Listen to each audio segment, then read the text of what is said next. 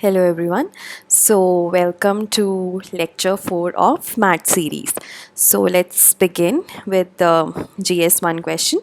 So आज का question है हमारे पास. This question is based on the reservation, the anti-reservation sentiment. ठीक है. So the question is, there seems to be a general level consensus in urban areas, especially in historically well-to-do communities, that people from marginalized communities should not get reservation, be it in education or be it in jobs. So the question is, what are the reasons for this mindset? Okay, so let's just see how it could be attempted. So answer आप ऐसे कर सकते हैं that there are various reasons for this mindset of people living in urban areas. Primarily जो पहला reason हम देते हैं कि reservation is considered against the principle of merit and equality. ठीक है, ये बेसिकली एक social attitude research of India. ठीक है, सारी is basically a social attitude survey. So it was carried out by the RISE Institute, which is Research Institute for Compassionate Economics. Basically they carried out, it was a survey which actually measured the social attitudes. ठीक है, तो उन्होंने देखा कि mostly people they are against reservation because वो सोचते हैं कि ये merit और equality के against है. ठीक है. Next we have reservation has become a tool in the hand of the politicians. जो लोग हैं वो सोचते हैं कि it is mere a tool in the hand of the politicians. ठीक है, ये कोई जैसे कि जो पॉलिटिशियंस हैं वो इसको बेसिकली अपने एंड्स मीट करने के लिए just to garner more votes. ठीक है, दे बेसिकली प्रमोट रिजर्वेशन. ठीक है, next is only rich people in reserved categories are taking benefits. For example we have the formation of Dalit elites. तो इस पॉइंट से हमें ये पता चलता है कि जैसे जो लोग कुछ लोग हैं, एक जैसे दलित कम्युनिटी हो गई या ट्राइबल कम्युनिटी हो गई, तो उसमें we have the formation of Dalit elites और ट्राइबल एलिट्स के कुछ ही लोग हैं जो रिजर्वेशन का बेनिफिट ले पा रहे हैं. जो बाकी लोग हैं जो मार्जिनलाइज्ड हैं, जो शायद पहले 70 years before also they were marginalised, वो आज भी मार्जिनलाइज्ड हैं. और कुछ कम लोग हैं जो सिर्फ इस रिजर्वेशन का फ़ायदा उठा पा रहे हैं और उन्हीं की फैमिलीज़ में जनरेशन दर जनरेशन्स, ठीक है, they are garnering the benefits of reservation. ठीक है, और जो मार्जिनलाइज्ड हैं वो आज भी मार्जिनलाइज्ड हैं. Next is, so reservation is also creating conflicts in the society. जैसे कि आपने देखा होगा अभी लास्ट ईयर भी there was this Jat reservation के लिए मूवमेंट था which actually paralyse the whole of the north India. ठीक है, और उसी तरह से गुजरात में वी हैव रिजर्वेशन के लिए, है ना, कॉन्फ्लिक्ट्स, रिजर्वेशन के लिए डिमांड्स है विच इज़ क्रिएटिंग कॉन्फ्लिक्ट्स. ठीक है, तो एक तरह से जो दोनों मार्जिनलाइज्ड कम्युनिटीज़ हैं और जो वेल टू डू कम्युनिटीज़ हैं उनके बीच में कॉन्फ्लिक्ट्स रेस होते हैं. सो that is one of the reason that it is not really एक तरह से एंटी रिजर्वेशन सेंटिमेंट आता है या anti reservation mind set develop होता है लोगों के. ठीक है, और उसके बाद नेक्स्ट है कि it according to the communities, जो कम्युनिटीज़ जिनमें एंटी रिजर्वेशन माइंडसेट है, वो ये कहते हैं कि ये परपेचुएशन है ओल्ड एज सोशल सिस्टम का.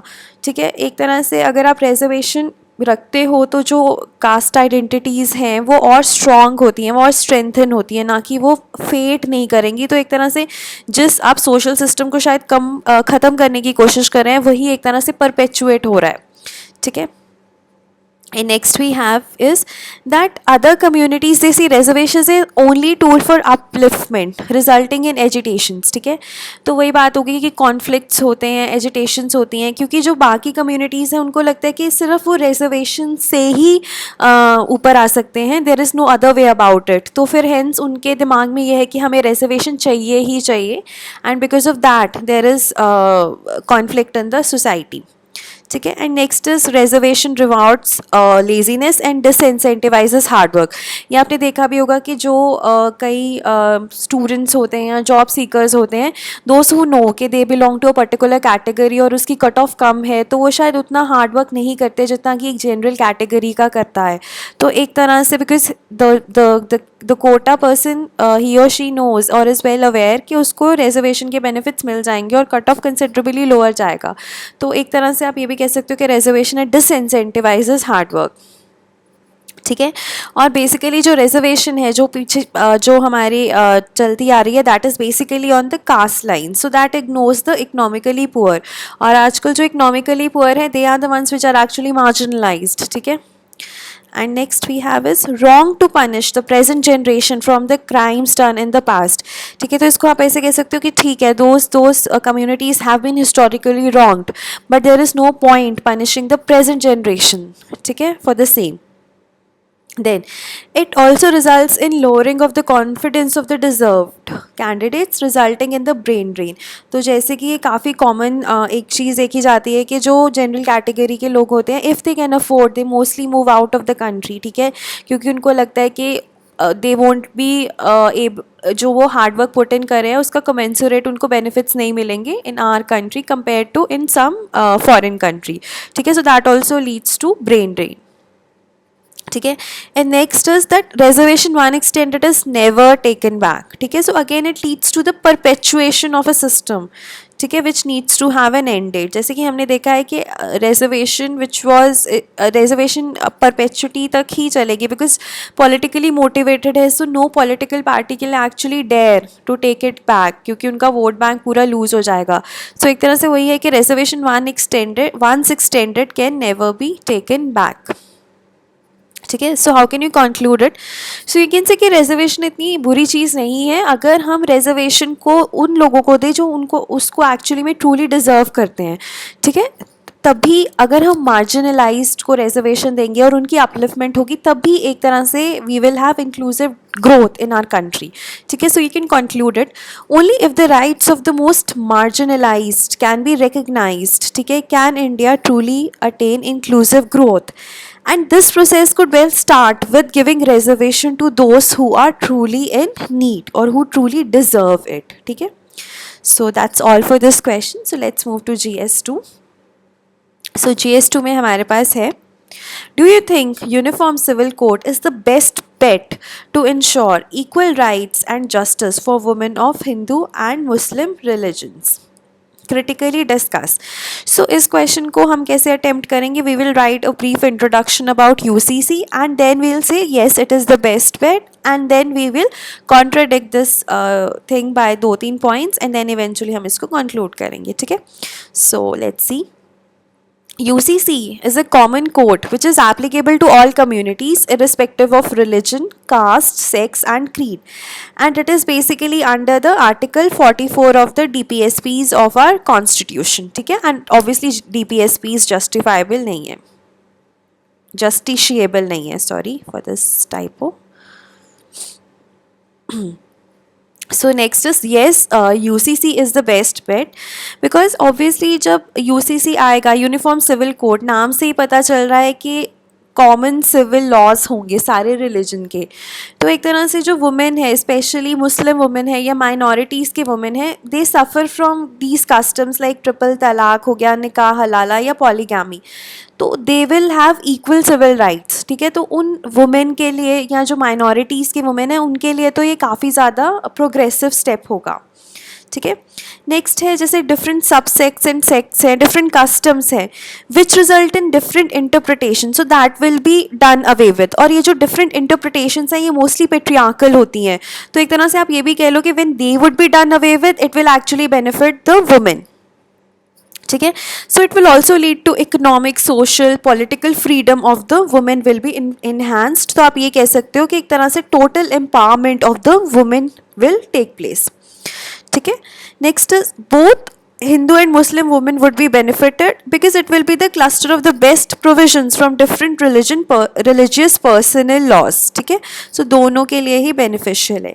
Then you can say that no, it is not the best bet because क्योंकि even without UCC, ठीक है, rights and justice can be implemented by amending the current laws of Muslims such as Sharia Act. ठीक है, so we don't really need UCC. ठीक है, हम बाकी acts को भी इम्प्लीमेंट कर कर हम उनकी एम्पावरमेंट या उनकी जो कंडीशन है उसको इम्प्रूव कर सकते हैं।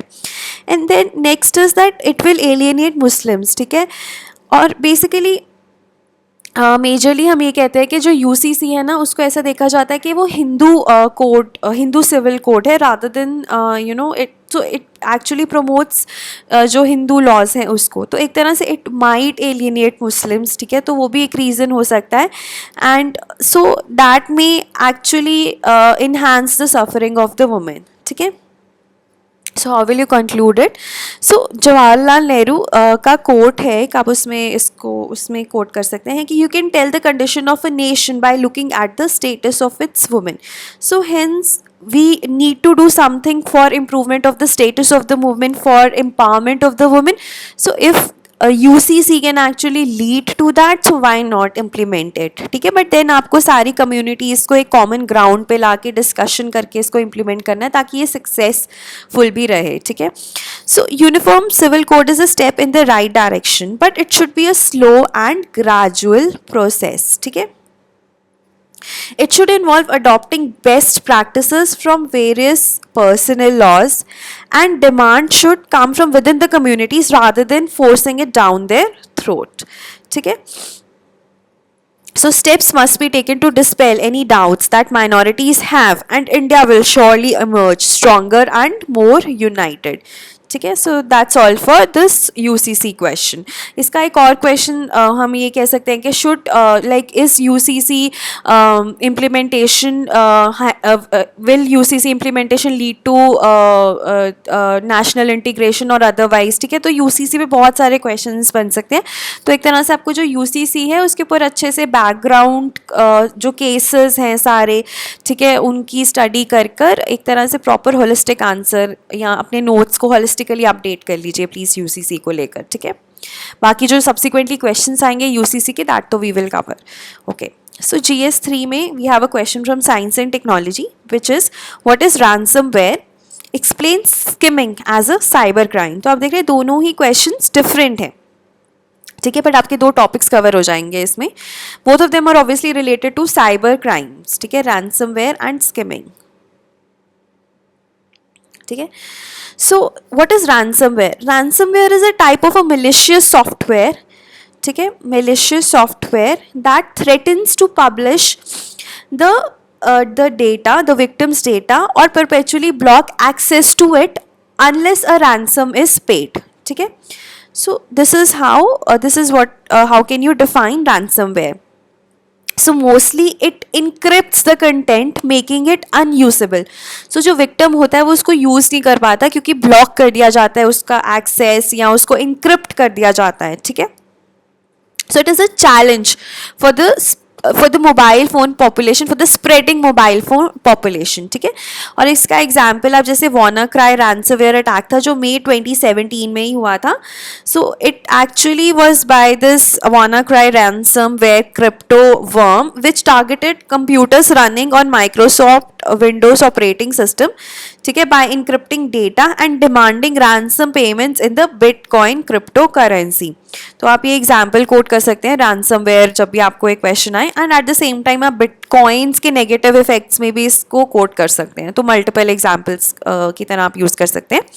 So next part is, so it is a challenge for e governance, ठीक है, आधार डेटाबेस, ई कॉमर्स, ठीक है, cashless economy could also be threatened. So एक तरह से चैलेंजेस हैं इंडिया में, और इंडिया में ऐसा बोला जाता है कि इंडिया में जो जैसे जो ऑपरेटिंग सिस्टम्स हैं वो भी रेगुलरली अपडेट नहीं करते हैं, काफ़ी ज़्यादा जो बिजनेसेस हैं वो नहीं अपडेट करते हैं, और जो वायरस एंटी वायरसेस हैं वो भी नहीं यूज़ करते हैं। तो इंडिया का जो डेटाबेस है वो ज़्यादा वनरेबल है, ठीक है, टू दीज अटैक्स, ठीक है। सो वे फॉरवर्ड क्या है?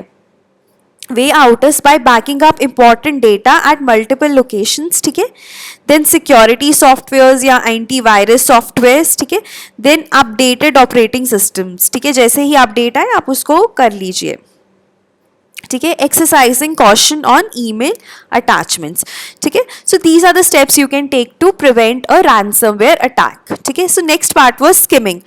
स्किमिंग क्या है? It is a theft of the credit card information used in an otherwise legitimate transaction. So basically theft है आपकी credit card information का। So it is an inside job of an employee of a legitimate merchant. ठीक है, जैसे आप कई restaurants में जाते हैं या आप अपने क्रेडिट कार्ड से शॉपिंग वगैरह कर रहे हैं, तो अगर आपकी इंफॉर्मेशन कोई स्टील कर ले and then uses it against you. ठीक है, so that is what skimming is. So common places are restaurants and bars. ठीक है.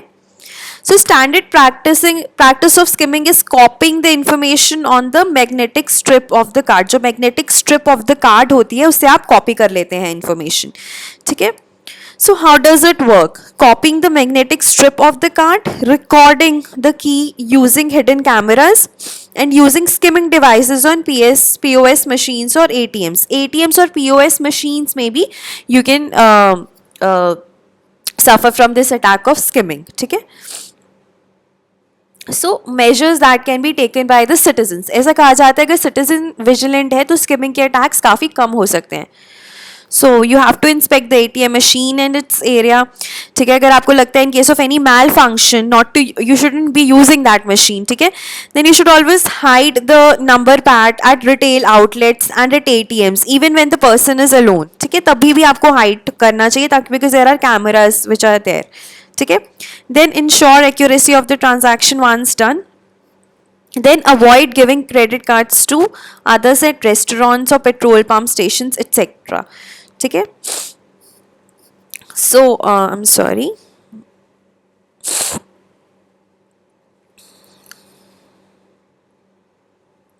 So incidents like skimming can only be avoided if the citizens are alert. ठीक है, so more awareness needs to be generated to avoid such cyber crimes. So citizens अगर vigilant हैं और अगर तो काफ़ी ज़्यादा ये जो क्राइम्स हैं ये अवर्ट हो सकते हैं. और एक और चीज़ आप ध्यान रखिए कि स्किमिंग भी दो तरह की होती है, एक कैश स्किमिंग और एक क्रेडिट कार्ड स्किमिंग. तो we are basically talking about this credit card skimming. जो कैश स्किमिंग थी उसका एग्जाम्पल है जो सत्यम का फ्रॉड हुआ था. सो you can read that online if you want. ठीक है, so that's all for the GS3 question. So next is GS4 question. So the question is, should euthanasia be legalized in India? So it is one of the very important ethical issues which is euthanasia. तो हमें basically इसको attempt कैसे कर सकते हैं, पहले आप बता सकते हैं एक दो lines euthanasia के बारे में, then you can say that whether it should be legalized and the next aspect should be it shouldn't be legalized and then you can conclude. ठीक है. So what is euthanasia? Euthanasia is intentionally killing another person to relieve his or her suffering. ठीक है, so intentionally killing another person. So basically दो तरह का होता है, active और पैसिव यूथनेशिया. एक्टिव यूथनेशिया होता है जब आप पर्सन को you are actually injecting some poisonous substance और something like that so that the person instantly dies.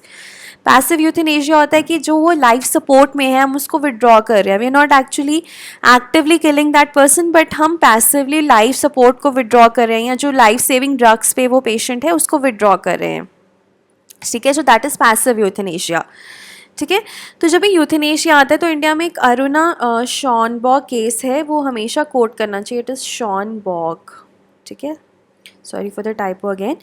So in India prior to Aruna Schonborg case both active and passive euthanasia were not allowed. ठीक है, but in this case the Supreme Court allowed the passive euthanasia. ठीक है, but it did not grant permission for active euthanasia. ठीक है, still there is no law made by the parliament in India about euthanasia. ठीक है, so we have no law. So the court also clarified that until the parliament enacts a law, its judgment on active and passive euthanasia will be enforced. That is, active is not allowed and passive can be allowed.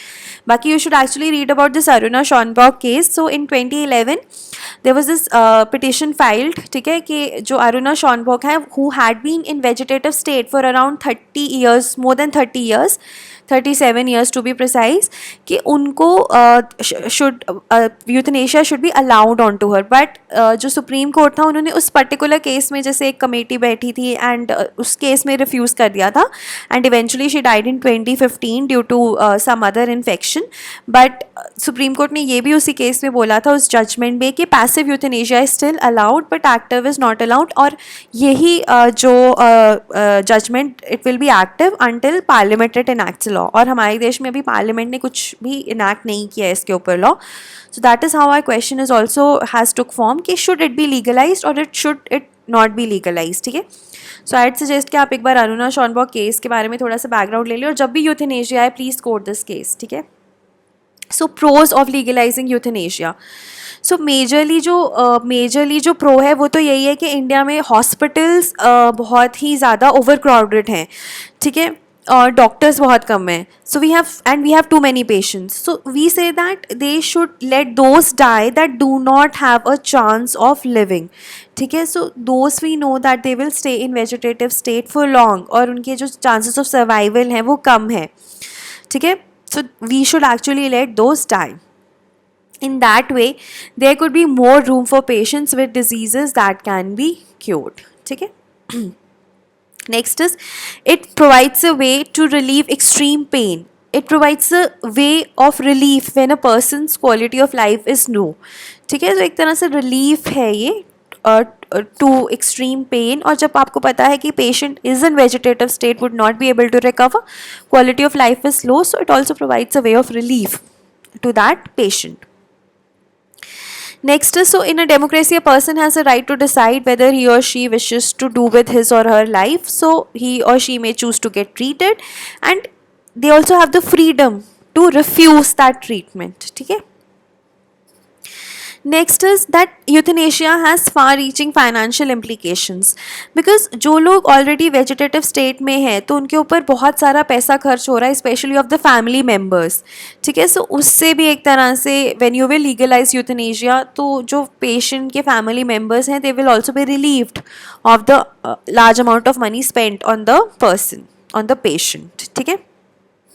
तो आप इसमें ये भी लिख सकते हो.